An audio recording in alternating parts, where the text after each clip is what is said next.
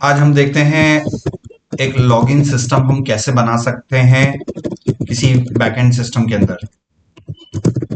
ठीक है ना। कोई भी आप बैकएंड सिस्टम डिजाइन कर रहे हो, डेवलप कर रहे हो, तो लॉगिन तो सबके अंदर होता ही होता है। चाहे वो ई कॉमर्स वेबसाइट हो, चाहे वो जस्ट डायल हो, चाहे फेसबुक हो, इंस्टाग्राम हो, भाई उन सिस्टम में इंटर करने के लिए लॉगिन करते हो ना। लॉगिन कब कर पाते हो? जब आपने गेट खोल दो।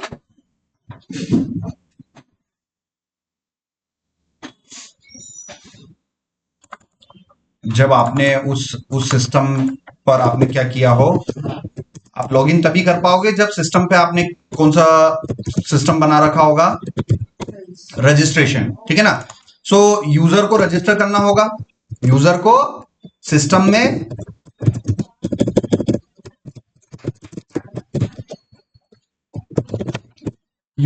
सिस्टम में क्या करना होगा? हमें रजिस्टर करना होगा। एक बार यूजर अगर सिस्टम में रजिस्टर हो जाएगा तो फिर बाद में यूजर क्या कर सकता है? सिस्टम में लॉगिन कर सकता है। फेसबुक चलाते हो, इंस्टाग्राम चलाते हो, व्हाट्सएप चलाते हो, दुनिया का कोई सा भी प्लेटफॉर्म चलाते हो, आप सबसे पहले उस पर क्या करते हो? अकाउंट बनाते हो। उस अकाउंट बनाने वाली प्रोसेस को क्या बोलते हैं? रजिस्ट्रेशन। ठीक है ना। तो उस सिस्टम रजिस्ट्रेशन हमें करना है। तो यहां पर आप देखें, आपको एक ऑनलाइन बिजनेस डायरेक्टरी बनाने के लिए बोला गया है। यहां पर भी आप देखेंगे इस सिस्टम में एंटर करने के लिए आपको क्या करना पड़ रहा है? साइन अप करना पड़ रहा है। चाहे वो गूगल से करें, चाहे ओटीपी से करें, चाहे यूजर नेम और पासवर्ड से साइन अप करें, सिस्टम में लॉगिन करना पड़ रहा है। तो अभी हम एक ऐसा सिस्टम देख लेते हैं जिसमें हमें सिस्टम में लॉगिन करने के लिए साइन अप करेंगे सबसे पहले। और साइन अप में हमें कुछ यूजर से कुछ इंफॉर्मेशन हम डिमांड करेंगे। जैसे उसका उसका फर्स्ट नेम क्या है भाई, उसका लास्ट नेम क्या है, उसका ईमेल क्या है, उसका पासवर्ड क्या है। ठीक है ना। क्योंकि सिस्टम में लॉगिन करने के लिए पासवर्ड तो चाहिए ना। सिस्टम में लॉगिन करने के लिए दो चीजें चाहिए। कौन कौन सी? एक तो ईमेल और पासवर्ड। एक जनरल सिस्टम में एक ईमेल चाहिए और एक पासवर्ड चाहिए। आपने बहुत सारे सिस्टम ऐसे देखे होंगे, फेसबुक देखा होगा, बहुत सारी ऐसे वेबसाइट्स देखी होंगी जहां पर जनरली ईमेल और पासवर्ड से आप लॉगिन कर सकते हो। आपका अपना खुद का जीमेल लॉगिन करते हो तो भाई उसमें सबसे पहले क्या डालते हो? ईमेल डालते हो, फिर क्या डालते हो? पासवर्ड डालते हो, और वो आपको सिस्टम में अलाउ कर देता है। तो हमें एक रजिस्ट्रेशन सिस्टम बनाना है। तो रजिस्ट्रेशन जो हमारा फॉर्म होगा उसके अंदर बेसिक कुछ इंफॉर्मेशन हम यूजर से पूछेंगे कि भाई आपका नाम क्या है, आपका लास्ट नेम क्या है, आपका ईमेल क्या है और आपका पासवर्ड क्या है। ठीक है। और लास्ट में हम उससे एक बार और उसका कंफर्म पासवर्ड भी पूछेंगे। क्या पूछेंगे? कंफर्म पासवर्ड भी पूछेंगे। ठीक है ना। तो ये सिस्टम के अंदर हमारे पास यूजर टेबल होनी चाहिए। हमारे हमारे पास एक यूजर टेबल होनी चाहिए जो मेरे पास ऑलरेडी अवेलेबल है। तो मैं यहां पर सिस्टम में लॉगिन करता हूं। अब आपको पूरा फोकस जो है, पूरा फोकस यहीं पर करना है कि हम किसका सिस्टम बनाने जा रहे हैं? जस्ट डायल का रजिस्ट्रेशन सिस्टम। ठीक है ना। मतलब जस्ट डायल पे जाके आपको क्या करना पड़ेगा? रजिस्टर करना पड़ेगा, साइन अप करना पड़ेगा, ताकि आप उस सिस्टम में क्या कर सकें? लॉग इन कर सकें। ठीक है ना। सो आपको आपको डाटाबेस की प्लानिंग करनी होगी, आपको टेबल्स की प्लानिंग करनी होगी, आपको लो लेवल सिस्टम डिजाइन करना होगा। ठीक है। यहां पर आप देखेंगे। सो मैं इसको स्किप कर रहा हूं अभी के लिए। और यहां से मैं आपको टेबल्स के प्लान बताता हूं। यहां पर आप गए, अपने एक्सएम पैनल पे गए, आपने माई सीक्वल को स्टार्ट किया। आप शेल में जाइए और शेल में जाने के बाद आप सर्वर में एंटर कीजिए MySQL dash u root dash p और use just dial.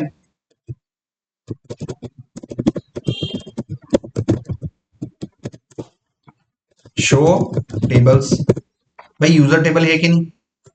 User table है कि नहीं? तो आपको कोई सा भी रजिस्ट्रेशन सिस्टम बनाना है, कोई सा भी रजिस्ट्रेशन सिस्टम बनाना है, उसके लिए कोई अलग से टेबल बनाने की जरूरत नहीं है। सिर्फ और सिर्फ किस टेबल से काम हो जाएगा? आपका यूजर टेबल से। ठीक है ना। लॉगिन करने के लिए आपको कोई अलग से टेबल बनाने की काम जरूरत नहीं है। पूरा लॉगिन सिस्टम आप किससे बना लोगे? यूजर टेबल से। तो लॉगिन और रजिस्ट्रेशन ये दोनों ही एक ही टेबल से काम हो जाएगा। ठीक है। किससे? यूजर टेबल से। अब वन बाय वन देखते हैं। यहां पर आप देखिए, प्रीवियस जो मैंने यूजर टेबल बनाई थी उसमें मैंने फर्स्ट नेम लिया था, लास्ट नेम लिया था, मगर आज मुझे क्या लेना है? अपना ईमेल और पासवर्ड भी लेना है। तो यहां पर आज मैं कहीं ना कहीं यहां पर थोड़ा सा ईमेल भी ले लेता हूं और पासवर्ड भी ले लेता हूं, ठीक है ना। यहां पर कंफर्म पासवर्ड हमेशा हम यूआई के पर्सपेक्टिव से लेते हैं। रियल डेटाबेस में तो हमारे पास सिर्फ दो ही कॉलम होते हैं, कौन से, ईमेल और पासवर्ड, ठीक है ना। कंफर्म पासवर्ड सिर्फ किसके लिए होता है, कंफर्म पासवर्ड वाला फील्ड जब आप वेबसाइट पे साइन अप करते हो किसी भी वेबसाइट पे, तो भाई पासवर्ड के बाद एक और फील्ड आती है, कौन सी, कंफर्म पासवर्ड, देखा ना आपने। मगर डाटाबेस में कंफर्म पासवर्ड नाम का कॉलम नहीं होगा, सिर्फ पासवर्ड वाला कॉलम होगा। तो यहां पर मैं उस टेबल को एक्सप्लेन करता हूं। तो चलिए एक्सप्लेन करते हैं। एक्सप्लेन यूजर्स, ये मैंने एक्सप्लेन किया, आप देखिए। अब मैं दो कॉलम बना लूं, कौन कौन से, भाई मुझे क्या बनाना है आज, लॉगिन और रजिस्ट्रेशन सिस्टम बनाना है। रजिस्ट्रेशन सिस्टम बनाना है तो मैं यहां से ईमेल और पासवर्ड भी लेना होगा। सो यहां पर मैं ईमेल और पासवर्ड ले लेता हूं। सो ईमेल और पासवर्ड लेने के लिए कॉलम लेने पड़ेंगे। अब आप लोगों को मैं कोई भी असाइनमेंट देता हूं या मैं क्लास के अंदर मैं करके बताता हूं, तो भाई जो मेरा आउटपुट आ रहा है वो के वही आप आउटपुट बता देते हो। मैंने यहां पर ये नीमच लिख रखा है, कॉलम नेम में मेरा नेम आ रहा है, तो भाई मेरे से गलती हो गई, यहां पर मुझे सिटी नेम लेना था। और आप सबने भी मैंने नेम ले रखा है, तो आपने अपना दिमाग तो लगाना ही नहीं है कि क्या गलती हुई है, क्या प्रॉब्लम है। कुछ चीजें समझ में आती है। भाई ये बिजनेस ओनर लिखा हुआ है, तो यहां पर क्या आना था भाई, रोल रोल रोल आना था, कॉलम नेम आना था। भाई कॉलम नेम नेम आ रहा है तो आप इसको चेंज करके एलियास लगा के चेंज कर सकते थे। तो मेरे कहने का मतलब है कि भाई जो क्लास के अंदर में जो करके बताता हूं ना, एग्जैक्ट आप छाप देते हो, एग्जैक्ट जीरोक्स कर देते हो, अपना 1% दिमाग नहीं लगाते हो, 1% क्वेरी में मॉडिफिकेशन कोई नहीं करता। या तो आप मेरे उस गिटहब की रिपोजिटरी पे जाके कॉपी किया, पेस्ट किया, स्क्रीनशॉट डाला, नहीं ये हो गया 15 मिनट में असाइनमेंट कंप्लीट, और बेवजह की वाहवाही लूट रहे हो आप उसके अंदर व्हाट्सएप ग्रुप में कि आपने असाइनमेंट कर दिया, वेरी गुड। बट रियलिटी में आपको कुछ आता ही नहीं है, क्योंकि आप टाइम दे नहीं रहे हो। मेरी 1 घंटे की क्लास को आपको पूरा एब्जॉर्व करने के लिए, डाइजेस्ट करने के लिए आपको पूरा 24 आवर्स चाहिए। क्योंकि जितना चीजें मैंने उसके अंदर सिखाई है ना, आप रिसर्च नहीं करते हो। आप लोगों को मैंने ये दे रखा है कि भाई ये मैंने आपको दिए थे बेसिक बेसिक, किसी ने भी कोई फर्क नहीं पड़ता। एटलीस्ट जिस लेवल तक का मैंने बता रखा है, ज्वाइनिंग लेवल तक के आप ये कुछ सॉल्व करते कि सर आपने ये दिया था, ये लेक्चर फिनिश होते समय आपने ये दिए थे, तो सर मैं ये इतने तो नहीं कर पाया, सर मैंने सिर्फ एक ही ट्राई किया, सर ये हो गया, इसमें मेरे को ये दिक्कत है। कोई रिस्पॉन्स नहीं किसी का भी। नया पढ़ने से क्या मतलब, जब भी मैं अभी ये पुराने ही पूछ लूंगा, यही नहीं आते हैं आप लोगों को।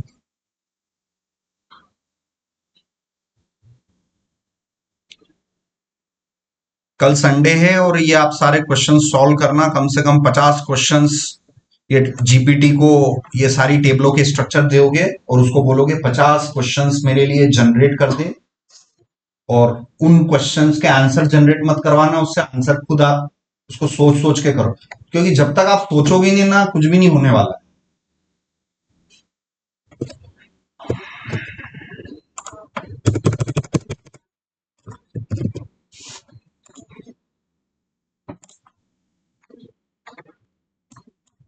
मुझे दो कॉलम लेने हैं यूजर टेबल के अंदर, कौन कौन से, ईमेल और पासवर्ड, ठीक है ना। सो यहां पर हम alter table, table name users, add email varchar 255, समझ में आ रहा है।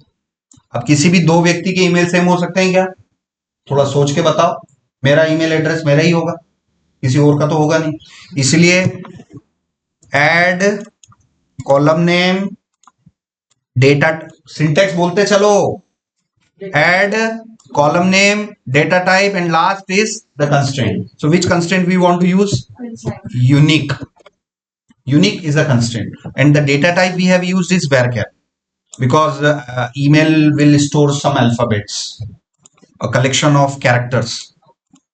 सो वेरकेयर किसको स्टोर करेगा, कलेक्शन ऑफ कैरेक्टर्स को। इसमें नंबर्स भी आ सकते हैं, अल्फाबेट्स भी आ सकते हैं, एबीसीडी भी आ सकती है, समझ में आ रहा है ना। सो इस टाइप के डेटा टाइप को स्टोर करने के लिए हम क्या लेंगे, वेरकेयर लेंगे, ठीक है ना। तो ये यूनिक हो गया, ये मैंने किया आपके सामने, इसको अल्टर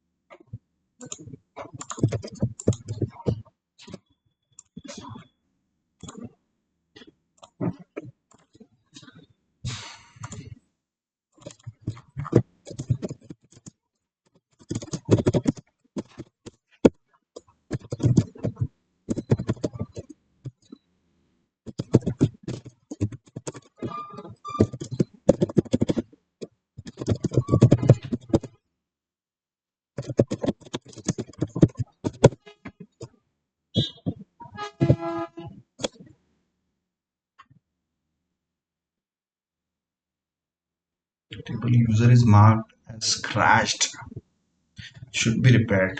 टेबल क्रैश हो गई गलती से. Okay, so what we can do, we can remove the table, drop table. गलती से टेबल क्रैश हो गई तो मैंने उसको क्या कर दिया, ड्रॉप कर दिया. अब मैं कहाँ से क्रिएट कर सकता हूँ, ब्लैंक से क्रिएट कर सकता हूँ. क्रिएट टेबल यूजर्स, कोई सी भी टेबल हो, पहला कॉलम तो भाई फिक्स है, आईडी इंटीजर अनसाइंड प्राइमरी की एंड ऑटो अंडरस्कोर इंक्रीमेंट. ठीक है ना. मुझे यूजर का क्या स्टोर करना है, फर्स्ट नेम, वेरकेर ले लिया मैंने 255. फर्स्ट नेम में क्या यूनिक लगाऊंगा मैं, नहीं, क्योंकि फर्स्ट नेम मेरा फर्स्ट नेम अनिल है, तो पूरे इंडिया में पूरे वर्ल्ड में अनिल नाम का एक व्यक्ति है क्या, बहुत सारे हैं. तो क्या फर्स्ट नेम में हम कंस्टेंट लगा सकते हैं यूनिक, नहीं. लास्ट नेम में नहीं. ठीक है, फर्स्ट नेम लास्ट नेम वेरकेर 255. अब मैंने यूजर का मुझे क्या लेना है, ईमेल लेना है, ईमेल स्टोर करना है. सो मैंने वेरकेर लिया 255. अब क्या इसमें मुझे कंस्टेंट लगा सकते हैं, बिल्कुल लगा सकते हैं, क्योंकि मुझे ईमेल किसी भी दो व्यक्ति के ईमेल सेम नहीं हो सकते, आप सभी को पता ही है. तो इस केस में ऐसी इंफॉर्मेशन जहां पर डुप्लीकेट रिकॉर्ड नहीं आ सकते हैं, उस वाले कॉलम को क्या देना चाहिए, यूनिक देना चाहिए.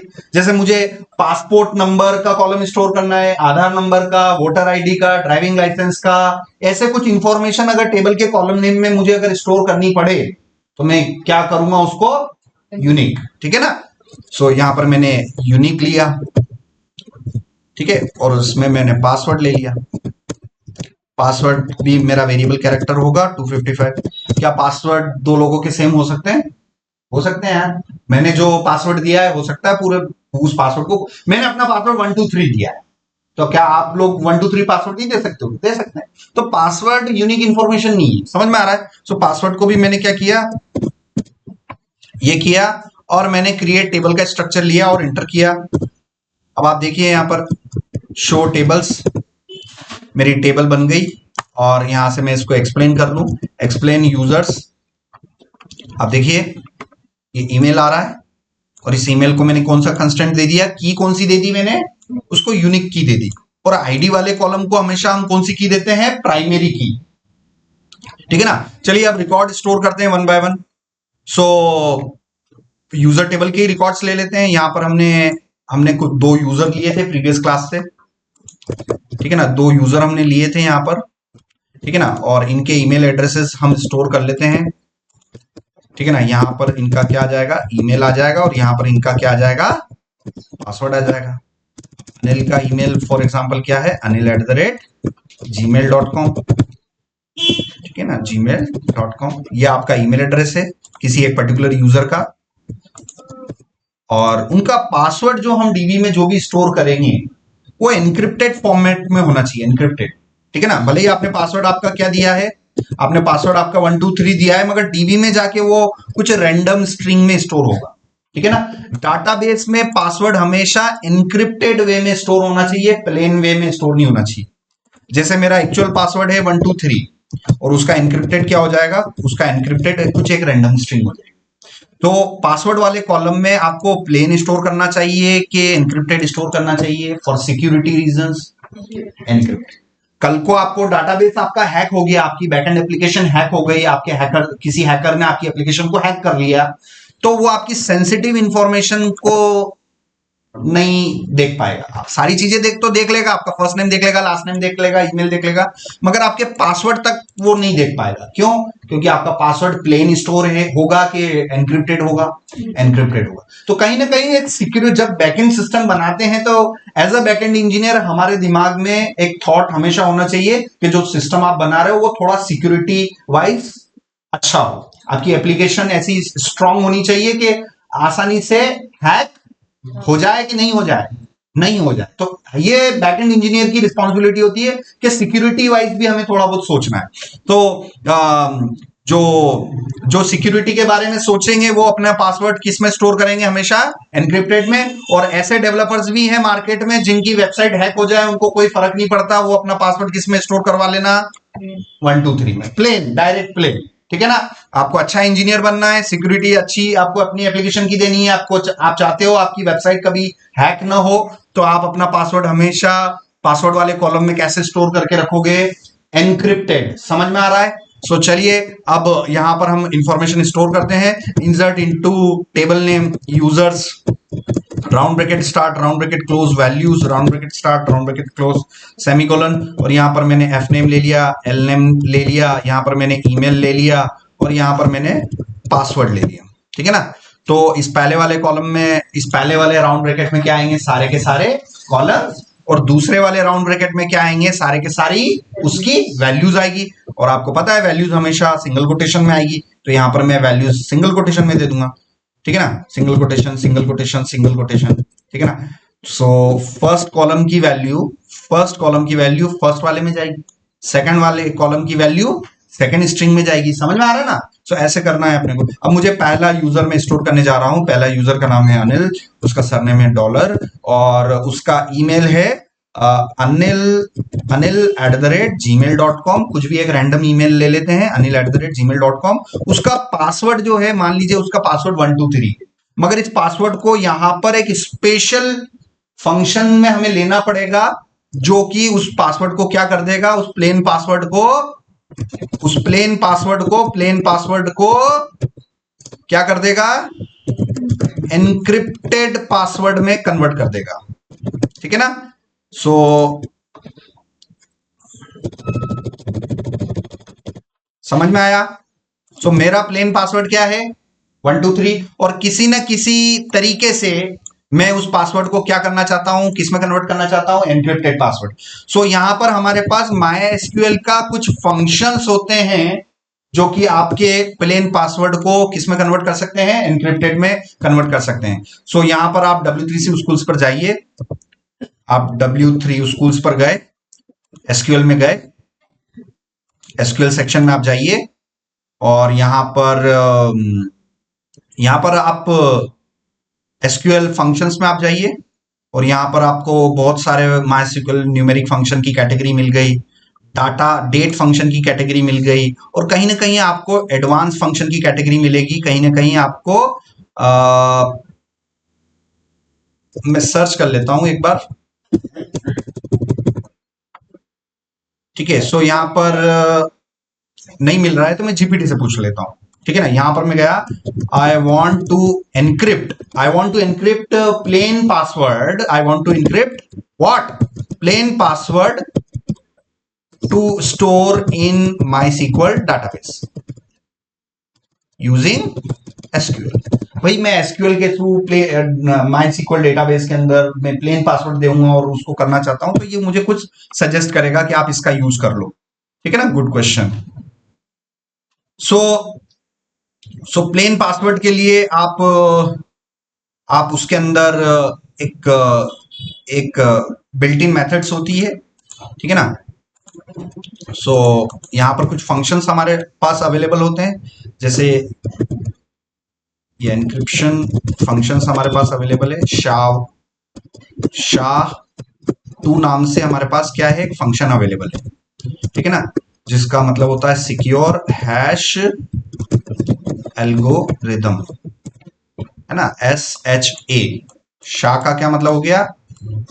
Secure hash algorithm. और 2 जो है उस एल्गोरिदम का वर्जन है। तो SHA-1 भी हुआ, SHA-2 भी हुआ, SHA-512 भी हुआ, SHA-256 भी हुआ। तो शाह जो एल्गोरिदम है उसके बनाने वाले ने उसके डिफरेंट डिफरेंट वर्जन लॉन्च किए होंगे, जिसमें से ये जीपीटी हमें कौन सा वर्जन बता रहा है, 2 वर्जन बता रहा है। तो चलिए मैं सबसे पहले तो ये पता कर लेता हूं कि मेरे इस 123 प्लेन पासवर्ड का SHA-2 hash string encrypted string दिखता कैसा है, ठीक है ना, ये देख लेते हैं। इसके लिए आपको क्या करना है, इसके लिए आप सिलेक्ट क्वेरी का यूज कर सकते हो और आप डायरेक्टली अपना फंक्शन सप्लाई कर दो। सो यहां पर मैंने किया, इस क्वेरी को पहले तो मैं कॉपी कर लेता हूं। इस पूरी की पूरी क्वेरी को मैंने कॉपी कर लिया, यहां रख दिया, ठीक है ना, यहां पर मैंने रख दिया इंसर्ट इनटू क्वेरी को। और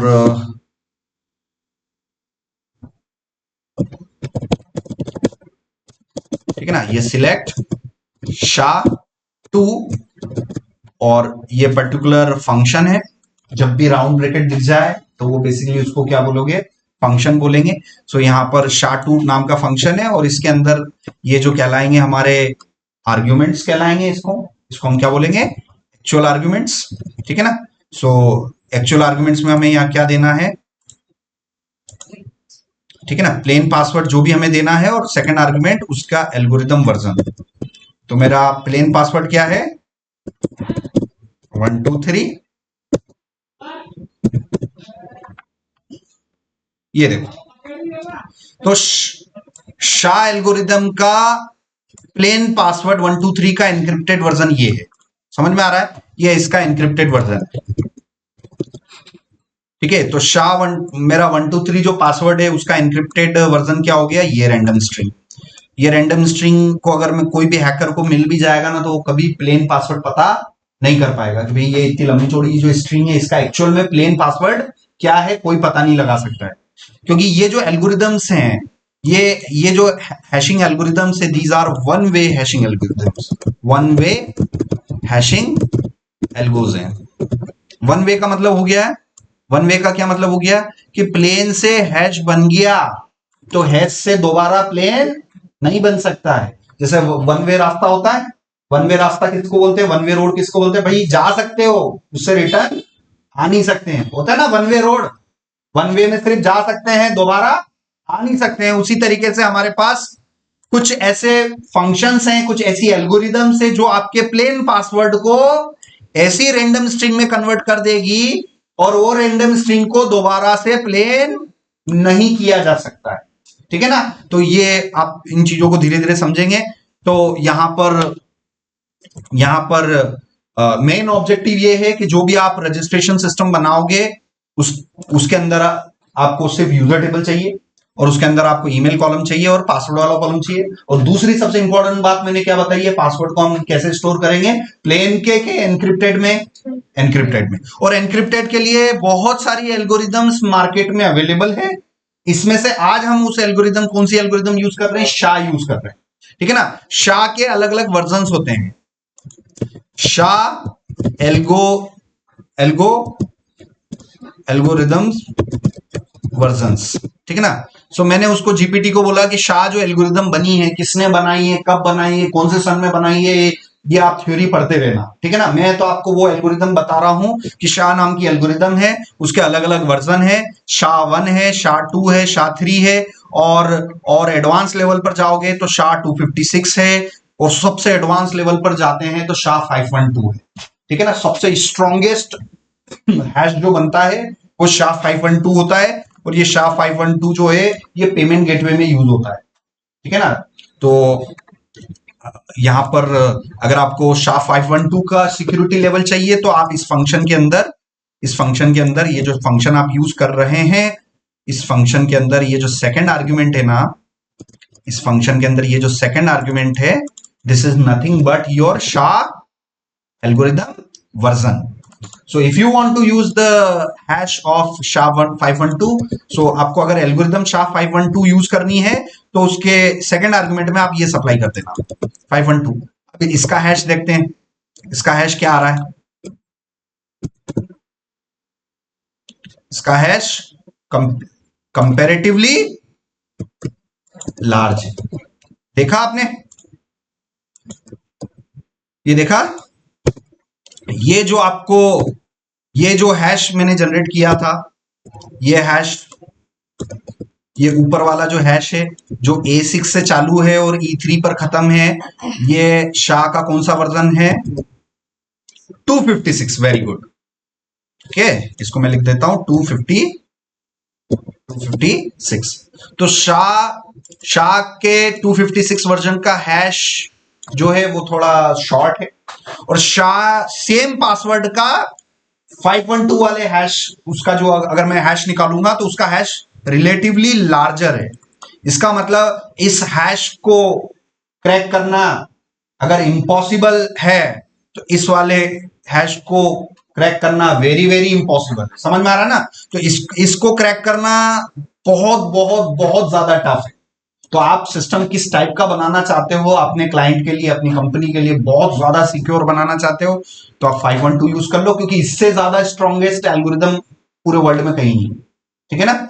सो ये 512 यूज किया। तो चलिए मैं डाटाबेस को स्टोर कर लेता हूं। यहां पर ये इंसर्ट क्वेरी मैंने ली, यही मैंने इंसर्ट क्वेरी ली,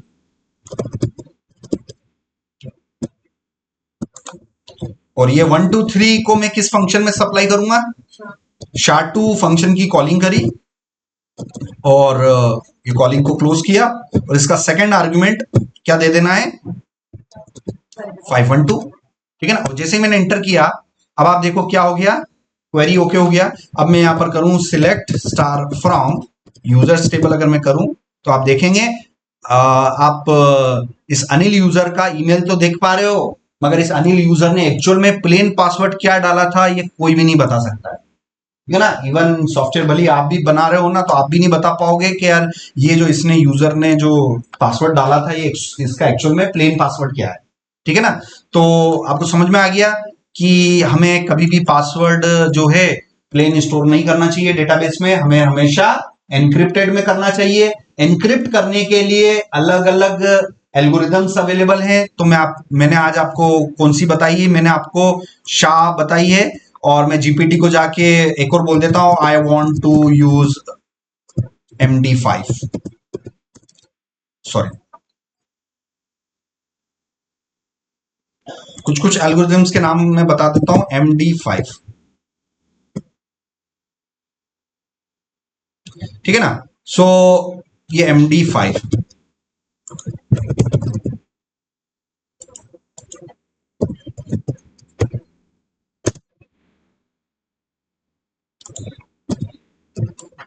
मेरा पासवर्ड क्या है? 1 2 3। तो encryption algorithms password, plain password को इंटरव्यू में आपसे पूछ ले, एज अ बैकएंड इंजीनियर पूछेंगे कि भाई आपके पास एक प्लेन पासवर्ड है, उस प्लेन पासवर्ड को एनक्रिप्ट करने के लिए आपने कौन कौन सी एल्गोरिदम अभी तक यूज करी है, वो पूछ लेंगे। तो आप बोल दोगे सर मैंने शाह यूज करी है और MD5 यूज करी है। दोनों ही एल्गोरिदम प्लेन पासवर्ड को किस में कन्वर्ट कर देती है? एनक्रिप्टेड। सीधा सा आंसर है।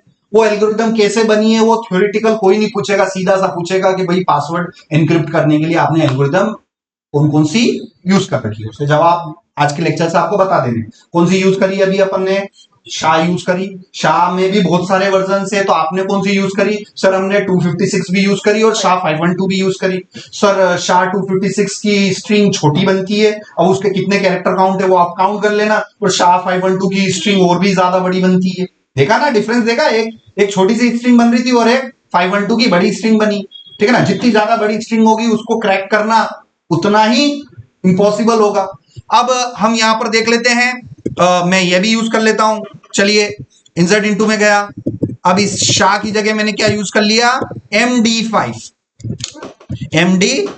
यूज कर लिया, और इसमें एक ही आर्गुमेंट होगा। और जैसा कि मैं आपको सबके नाम बता रहा हूं, शाह का मतलब होता है सिक्योर हैश एल्गोरिदम। शाह का क्या मतलब होता है?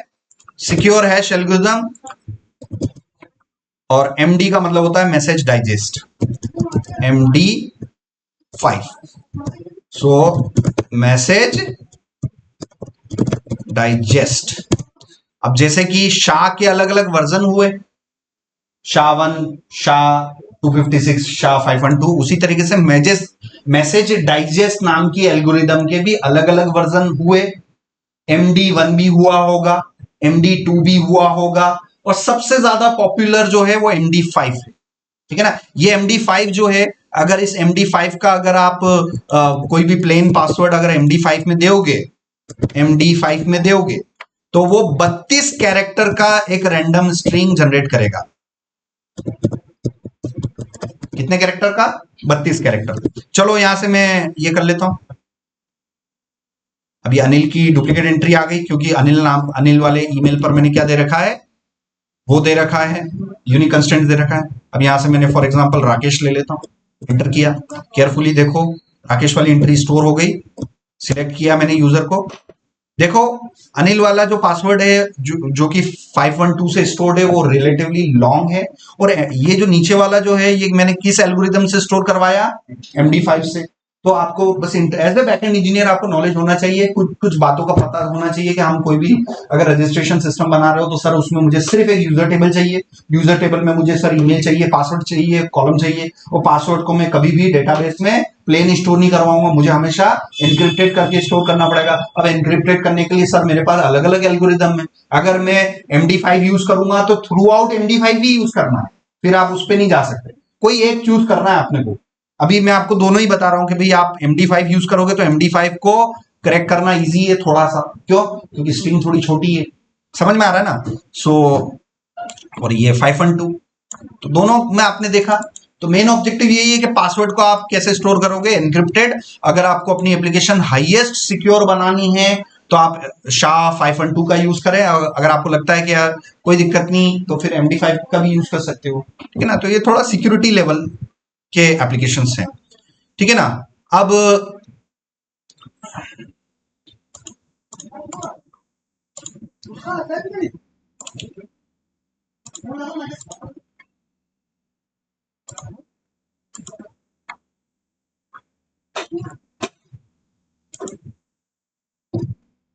तो आज के लेक्चर में आप एटलीस्ट ये ईमेल और पासवर्ड वाला आपको करना है, और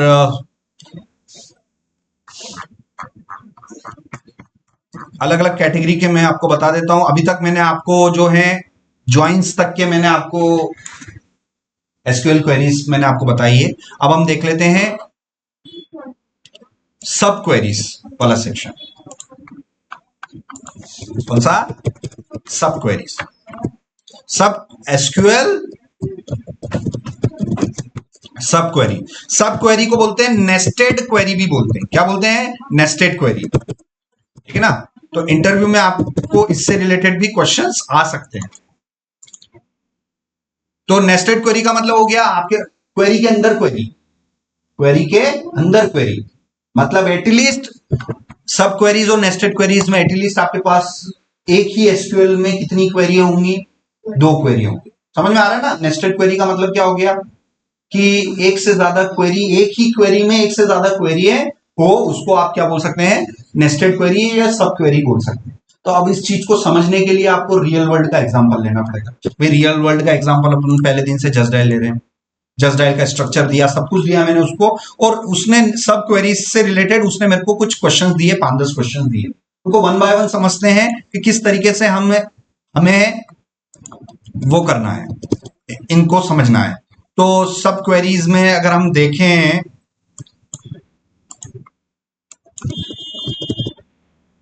find business that have never received any review. ऐसे बिजनेस पता करो जिनके अभी तक एक भी रिव्यू नहीं आए हैं। तो अब ये कैसे पता करोगे? तो हमें क्या करना होगा? रिव्यू का काउंट पता करना पड़ेगा उस पर्टिकुलर बिजनेस के लिए, ठीक है ना? चलो और भी इजी वे में देखते हैं। List user who have not return any review, ठीक है ना? तो ऐसे यूजर्स के बारे में पता करो जिसने अभी तक एक भी रिव्यू नहीं लिखा है। इसमें भी 2 क्वेरी चलेगी। इसमें कुल मिला के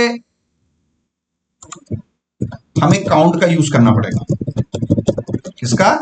काउंट का यूज करना पड़ेगा। सो ये रही हमारी यूजर टेबल, ये रही हमारी बिजनेस टेबल, ये हमारी रही रिव्यू टेबल। अब यहां पर मैं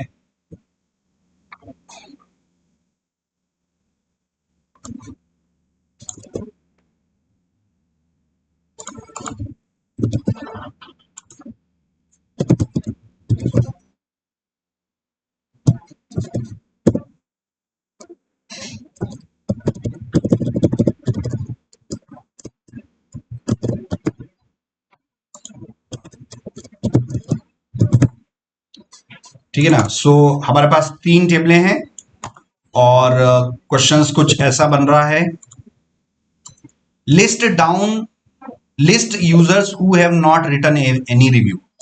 ठीक है ना, ये हमारे पास एक क्वेश्चन है, list users who have not written any review. ठीक है ना। सो हमारे पास कुछ रिकॉर्ड्स हैं, जैसे यहां पर हमारे पास है mister A, mister B, mister C, ठीक है, मिस्टर डी, ऐसे हमारे पास कुछ यूजर्स हैं, है ना। हमारे पास कुछ बिजनेसेस हैं, जैसे बिजनेस बिजनेस हमारे पास ए नाम का बिजनेस है, हमारे पास बी नाम का बिजनेस है ना, बिजनेस बी नाम के कुछ बिजनेसेस हैं। अब मेरे पास टाइम नहीं है इसलिए मैं एबीसी यूज कर रहा हूँ, आपके पास तो टाइम ही टाइम होगा, तो कुछ रियल वर्ल्ड के एग्जांपल लेके आप करना। ठीक है ना।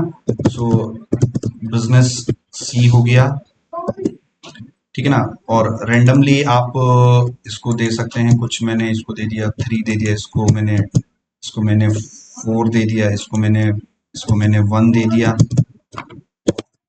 ठीक है, कुछ ऐसे रेंडमली मैंने दे दिया, यहाँ पर आईडी आ गया। ठीक है, review content good, review star मैंने यहाँ पर 3 दिया, बिजनेस आईडी मैंने यहाँ पर 1 दे दिया। ये किस यूजर ने दिए हैं,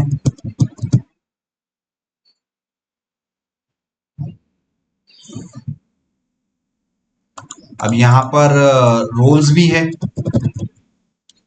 ठीक है ना, रोल्स और रोल नेम भी है। अब ये ए अगर बिजनेस ओनर है तो बी हो सकता है कौन, कस्टमर हो सकता है। ठीक है ना। तो किसी भी पर्टिकुलर बिजनेस को रिव्यू कौन देगा, कस्टमर्स ही देंगे। अब जैसे मेरा जस्ट डायल पे मेरा अकाउंट है, तो मेरे रिव्यू कौन दे सकता है, कोई दूसरा बिजनेस ओनर देगा कि एक्चुअल कस्टमर्स देंगे, एक्चुअल कस्टमर्स देंगे। एडमिन कहां से दे देगा सर, एडमिन रिव्यू क्यों देगा किसी को,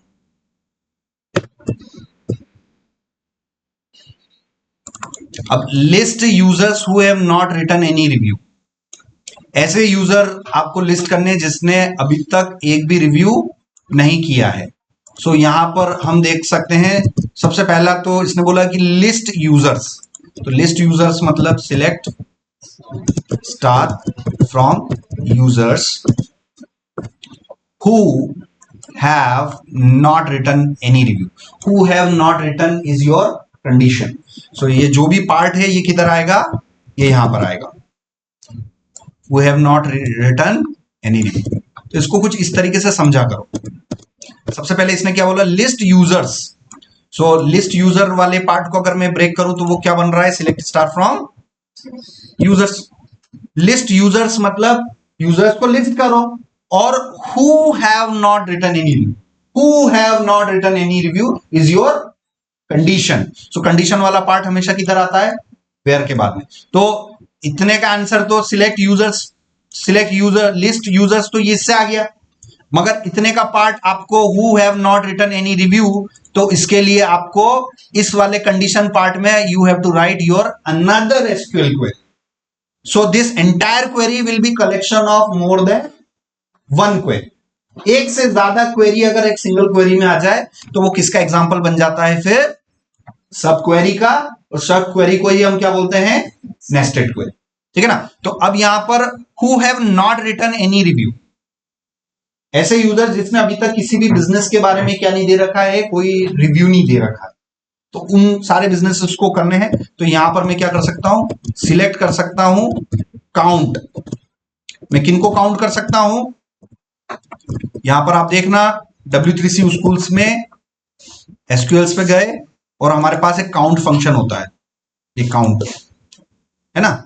मान लीजिए मुझे रिव्यू काउंट करने हैं, तो मैं क्या कर सकता हूं, ये कर सकता हूं, काउंट फंक्शन का यूज कर सकता हूं, जिसमें मुझे टोटल पता चल जाएंगे। ठीक है ना। So select where where what where where उस पर्टिकुलर यूजर के जो रिव्यूज हैं, जैसे यहां पर देखो इस पर्टिकुलर यूजर के जो रिव्यूज हैं वो वो जीरो होने चाहिए। वो क्या होने चाहिए? जीरो होने चाहिए। So select star from users where review count, अब इनका जो रिव्यू काउंट्स है वो क्या होना चाहिए? वो जीरो होने चाहिए, तब जाके आपका रिकॉर्ड आ जाएगा। ठीक है ना? तो सबसे पहले आप इन टेबलों को ज्वाइन करो। इन टेबलों को ज्वाइन करेंगे, उसके बाद इस क्वेरी को हम ब्रेक करेंगे।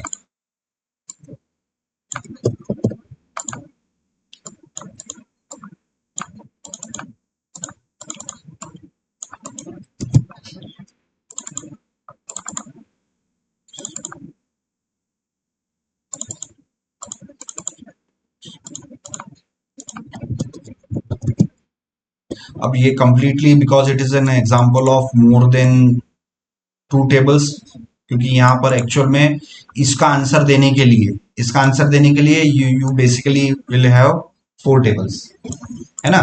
कि यूजर यूजर का रिलेशन रोल्स के साथ में भी होगा, क्योंकि इसी यूजर टेबल में बिजनेस ओनर भी होंगे, इसी यूजर टेबल में एडमिन भी होंगे, इसी यूजर टेबल में कस्टमर भी होंगे।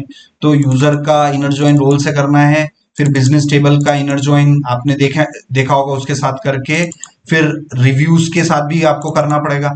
तो आपको ऐसे रिकॉर्ड्स बताने हैं, ऐसे यूजर्स बताने हैं जिन्होंने अभी तक एक भी रिव्यू नहीं लिखा है, उनकी पूरी लिस्ट बतानी है आपको। ठीक है?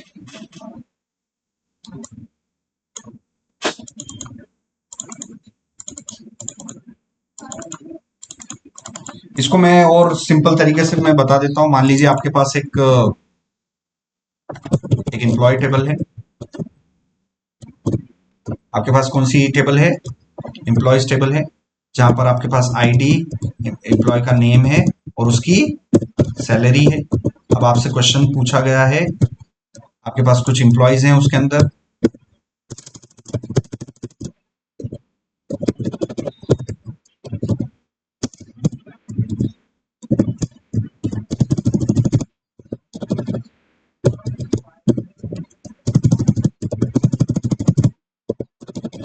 आपके पास कुछ रिकॉर्ड्स हैं और आपको ये बोला गया है कि ऐसे एम्प्लॉय की लिस्ट बताओ जिनकी सैलरी आईडी, एम्प्लॉय आईडी 2 से ज्यादा हो। ठीक है ना? सो उसके लिए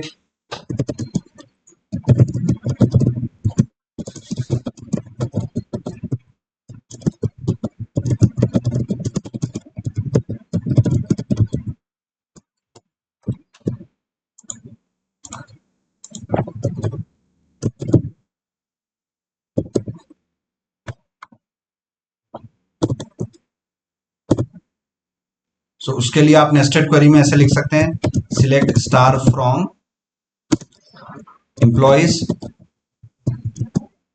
where salary is greater than और इक्वल टू व्हाट। अब इसके अंदर नेस्टेड क्वेरी आ जाएगी। इसके अंदर नेस्टेड क्वेरी क्या आ जाएगी? Select star from employees where emp ID equals to 2, और यहाँ स्टार नहीं आएगा, यहाँ पर हमें सिर्फ क्या चाहिए? सैलरी चाहिए। क्यों? क्योंकि यहाँ इस केस में मुझे क्या चाहिए रिटर्न में? 2000 रिटर्न तभी होगा जब मैं सिलेक्ट सैलरी करूं। अगर मैंने सिलेक्ट स्टार कर दिया तो सारे कॉलम आ जाएंगे। तो it is an example of nested query. एक सिंपल एग्जांपल, सिंपल। और ये थोड़ा कॉम्प्लेक्स है, कॉम्प्लेक्स इन द सेंस इसमें 3-4 टेबलें ज्वाइन होगी। तो सब क्वेरी को समझना है तो एक छोटे लेवल पे भी, छोटे एग्जांपल से भी आप समझ सकते हो। ठीक है ना? सो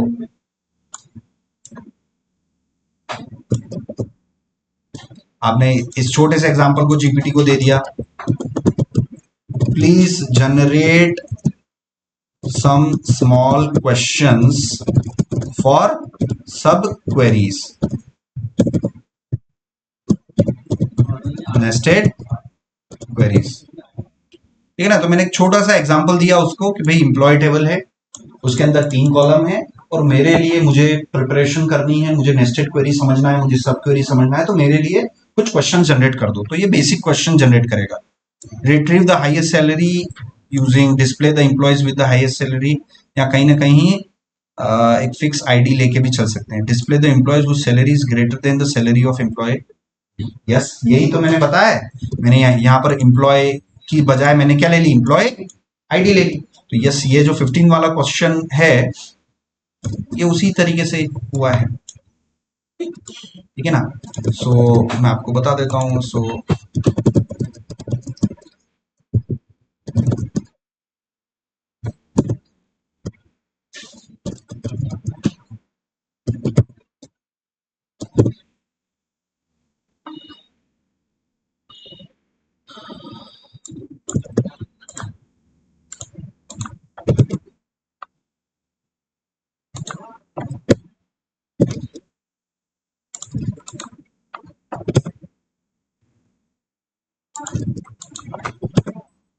ठीक है, टेबल भी क्रिएट हो गई और रिकॉर्ड्स भी इंसर्ट हो गए। अब ये जो क्वेरी मैंने लिखी है, ठीक है, ये देख लेते हैं एक बार।